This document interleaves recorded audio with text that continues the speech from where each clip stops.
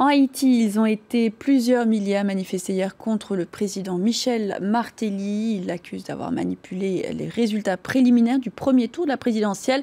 En effet, pour l'opposition, les résultats annoncés le 5 novembre constituent un coup d'État électoral. Les explications de Florent Rodeau. Le portrait de Jovenel Moïse, arraché et piétiné par la foule. Avec 32% des voix, le candidat soutenu par le pouvoir en place est arrivé en tête de l'élection présidentielle le 25 octobre dernier. Mais pour une partie de la population, les résultats ont été truqués et un homme est désigné responsable, l'actuel chef de l'État, Michel Martelly. À l'appel de plusieurs partis, dont le Piti Dessalines, arrivé 3e du scrutin, des milliers de personnes sont descendues dans les rues de la capitale haïtienne pour dénoncer un coup d'État électoral. Les gens ont voté pour le changement.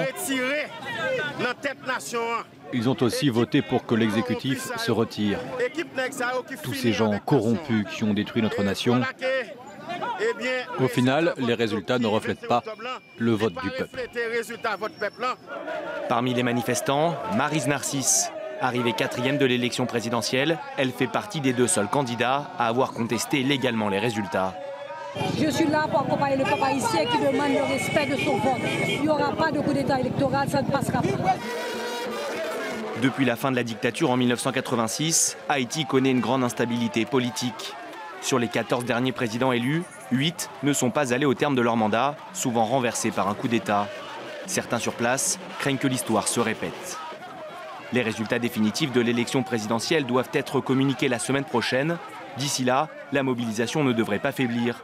De nouvelles manifestations sont en effet prévues ce jeudi et ce vendredi à Port-au-Prince.